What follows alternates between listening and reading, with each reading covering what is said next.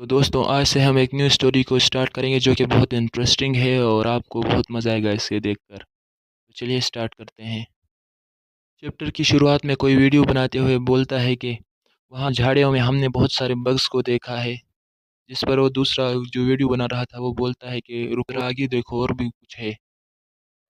जैसे ही वो कुछ देर और देखता है तो उसके सामने अचानक से पंखों वाला कोई आदमी जैसा आता है जो बहुत ही ख़तरनाक लग रहा था दिखने में, जिसे देखकर उस आदमी की फट के चार हो जाती है। और बोलता है क्या क्या ये चीज़ सच में है? फिर एक आदमी उस वीडियो को यूट्यूब में देखता है और बोलता है क्या ये सच कभी हो भी सकता है? मुझे तो ये फेक लगता है। कंगवोंग प्रोविंस का कॉलेज देखते हैं जहाँ पर सब लोग उस वीडियो के ही बारे में बात कर रहे थे। कोई बोल रहा था क्या ये सच होगा? तो दूसरा बोलता है नहीं ये तो बस यूट्यूब वाले ऐसे ही बना देते हैं कुछ भी चीज़ ताकि हम देख सकें। फिर हम एक जगह पर 2 लड़कों को देखते हैं जहाँ पर एक लड़का बोलता है ये कितना अच्छा है, बिल्कुल एक सुपर हीरो मूवी जैसा। जो एक लड़के के पास किसी बर्ड्स के या किसी इंसेक्ट के विंग्स होते हैं। फिर वो लड़का किसी और से बोलता है क्या तुम्हें नहीं लगता ये काफ़ी कूल है? वो ये बोलकर अपना फ़ोन पीछे करता है जिस पर एक लड़का उसका फ़ोन लेता है और उसको देखता है। लड़के का नाम सूचन है और ये हमारा एमसी होने वाला है, जिसकी एज 20 साल थी और वो एक कॉलेज स्टूडेंट था। वो उन लड़कों से बोलता है इसमें क्या ग्रेट है? तुम्हारे पास एक जोड़ा बग के विंग होने से क्या होता है? फिर सूचन उस लड़के का फ़ोन वापस करके बोलता है कि उसके बारे में भूल जाओ। वैसे आज रात कुछ लड़कियां ड्रिंक कर रही है, क्या तुम लोग भी जॉइन करना चाहोगे? जिसको सुनकर सारे लड़के बोलते हैं क्या? ये फिर से? हमने तो कल जो पिया था वो नहीं उतरी। सूचन बोलता है अच्छा अगर तुम लोग इंटरेस्टेड नहीं हो। और अचानक एक लड़की आकर उससे लिपट जाती है और बोलता है कि हमने ऐसा तो कुछ भी नहीं कहा था, है ना? जिसको देखकर लड़के उसे रिस्पेक्ट देते हुए अपना सर झुकाते हैं और बोलते हैं कि आपको देखकर खुशी हुई मैम।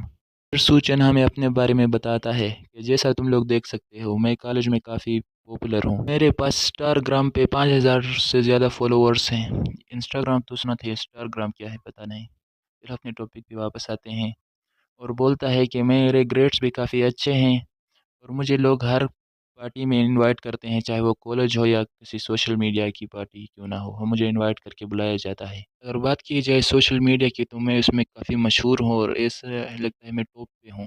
मुझे पता है तुम लोग मेरे बारे में क्या सोचते हो।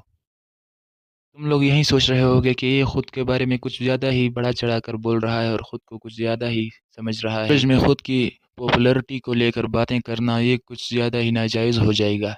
लेकिन कुछ जानवर भी तो ऐसे हैं जो कि इंसानों की तरह सोशल क्रिएचर हैं जो कि एक साथ ही रहते हैं। ये चूंटियाँ अपनी कॉलोनी और अपने लोगों के लिए ही ऐसा करती हैं। इन सारे क्रिएचर या याल सब सोसाइटियों में एक चीज़ ही कॉमन है और वो है कि एक साथ इस वजह से रहते हैं कि एक कानून बनाया गया है ताकि ये सब एक साथ रह सकें। दूसरे की मदद के सिवा ये ज़िंदा नहीं रह सकते। इसी तरह इस कॉलेज में भी ऐसा है। बहुत सारे स्टूडेंट कॉलेज में उन लोगों को फैन्स होते हैं जो कि मशहूर होते हैं मेरी तरह। और मैं उन सबको ऐसे देखता हूँ जैसे कि ये कोई शिकारी हो और बोलता है कि मैं कॉलेज में सबसे मशहूर बनाऊँगा और मैं इसके साथ कभी कॉम्प्रोमाइज़ नहीं करूँगा, चाहे जो कुछ हो और मैं कॉलेज लाइफ़ को खूब एन्जॉय करूँगा। फिर हम एक लड़के को देखते हैं जो कि हमारे हीरो के पास आकर बोलता है, "सुचेन, क्या तुम सच में किसी और लड़की के साथ ड्रिंक करना चाहते हो?" जिसको सुनकर सुचेन बोलता है, "क्या? तुम किस बारे में बात कर रहे हो?" फिर एक तरफ इशारा करके बोलता है, "तुम्हें पता है मैं किस बारे में बात कर रहा हूँ, वहाँ देखो।" एक लड़की होती है जो कि अपने हीरो का नाम लेती है और दौड़ते हुए उसके पास आती है और बोलती है कि क्या तुम लंच करने के लिए जा रहे हो? और इस लड़की का नाम मोही है। उस लड़की की बात सुनकर सूचन के दोस्त उसका मज़ाक उड़ाते हैं और बोलते हैं क्या तुम लंच करने के लिए जा रहे हो? दूसरा बोलता है ये कोई ऑफ़िशियल डेट तो नहीं है ना? और वो लड़की इन सब की बातें सुनकर हैरान और परेशान थी। फिर सुचेन का दोस्त बोलता है कि मोही तुम हमारे साथ बाद में ड्रिंक करने के लिए जॉइन कर सकती हो। जिसको सुनकर वो लड़की बहुत ही खुश हो जाती है। फिर उसे पास आकर बोलती है ज़रूर मैं तुम्हारे साथ जॉइन करूँगी। मोही सुचेन की बैग की तरफ अपना हाथ बढ़ा रहे थे जिसको देखकर सुचेन काफ़ी परेशान होता है और एकदम अपना हाथ झटक देता है। जिसको देखकर मोही बहुत डर जाती है और सूचन का दोस्त बोलता है तुम्हारे साथ क्या गलत है?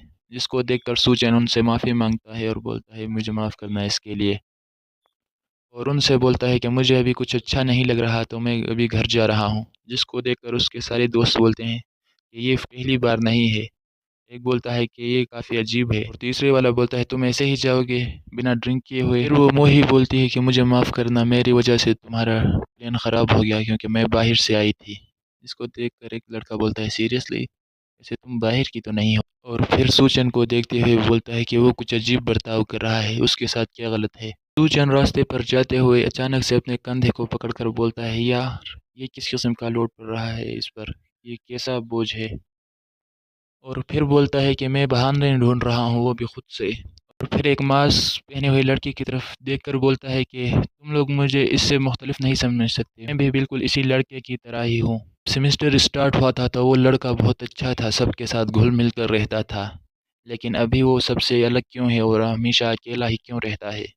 क्या तुम्हें पता है इस बारे में? ये इसलिए कि वो अपने ख़यालात और अपने बुरे एहसासात से डरता है। उसे डर लगता है कि कहीं लोग मुझसे नफ़रत ना करें। लोगों को उसके सबसे बड़े सीक्रेट के बारे में पता चला। सूचन हमें बताता है कि उसने शराब पिया था और शराब पीने की वजह से उस पर एलर्जी, कुछ दाने निकल गए।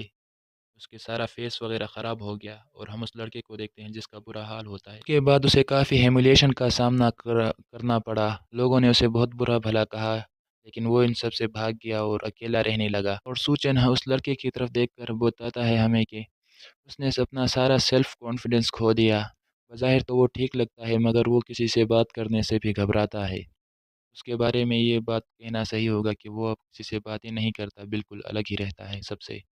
सूचन घर आते हुए बोलता है कि अपनी प्राइवेट बातें किसी को बताना बहुत रिस्की होता है, क्योंकि ये तुम्हारी वीकनेस है और तुम इसको हर किसी को नहीं बता सकते। और बात रही मेरे इतने पॉपुलर होने की, तो वो इसलिए है क्योंकि फिर अपना शर्ट उतारता है, नीचे उसकी बैंडेजेस लगे हुए थे चेस्ट पर, उन सबको भी हटाकर बोलता है वो इसलिए कि मेरे पास विंग्स हैं, क्योंकि मेरे पास मेरे खुद के सीक्रेट्स भी हैं, इसलिए मैं मशहूर हूँ कॉलेज में और वो मैंने अभी तक किसी को नहीं बताया। और फिर अपने उन फ्रेंड्स की बात को सोचता है जो कि वो बोल रहे थे कि एक आदमी के पास विंग होंगे तो कितना अच्छा होगा, कितना ग्रेट होगा, कूल दिखेगा।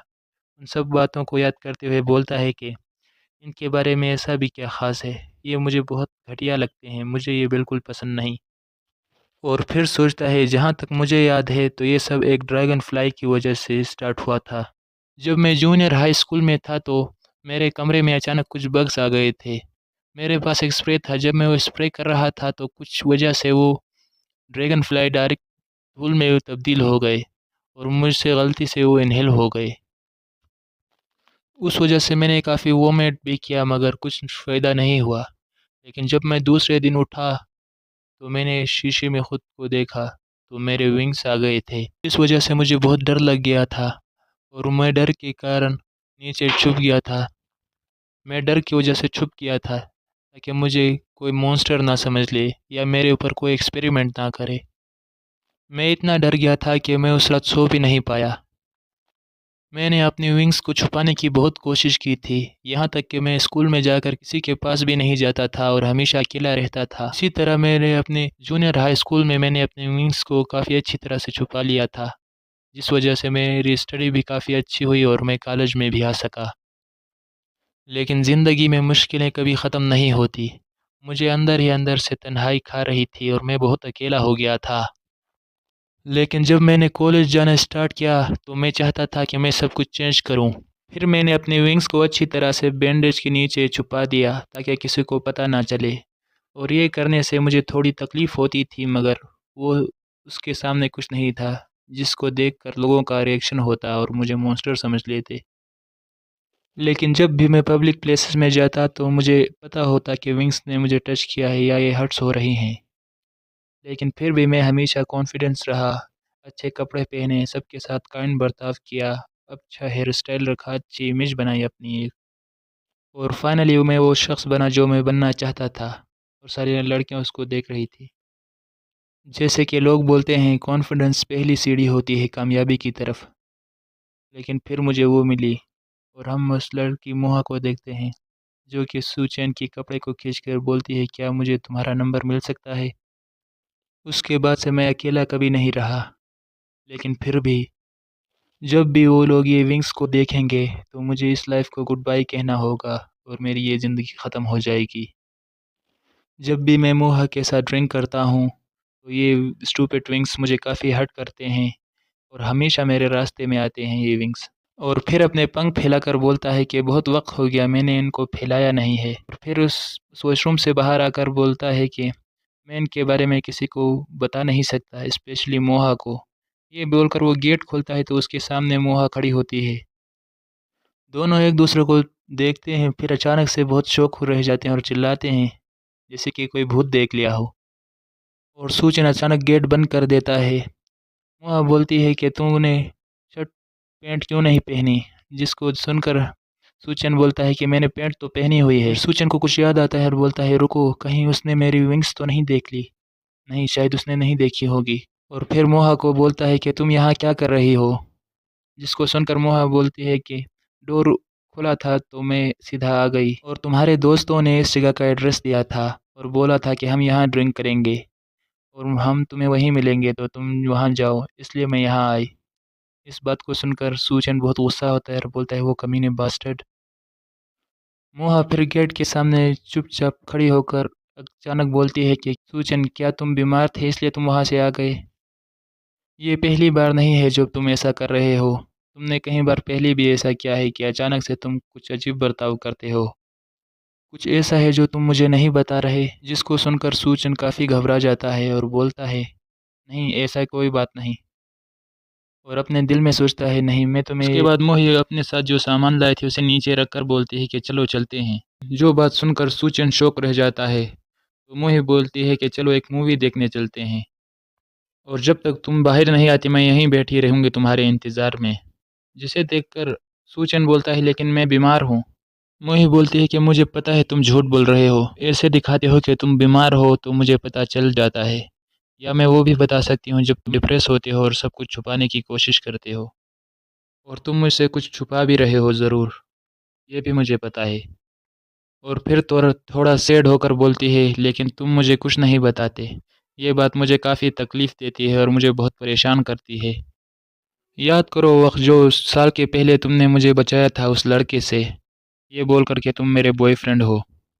सूचन बोलता है मुझे सब याद है, और बोलता है ये तुम तो मुझे ब्लैकमेलिंग कर रही हो अब, लेकिन मैं फिर भी बहुत खुश हूँ। और अगर तुम अब भी मुझ में इंटरेस्टेड हो जैसे तुम पहले थे, और अगर तुम्हें किसी चीज़ की भी हेल्प चाहिए या तुम्हें ऐसा लगे कि तुम किसी से कुछ शेयर करना चाहते हो, तो मैं हमेशा तुम्हारा इंतज़ार करूँगी।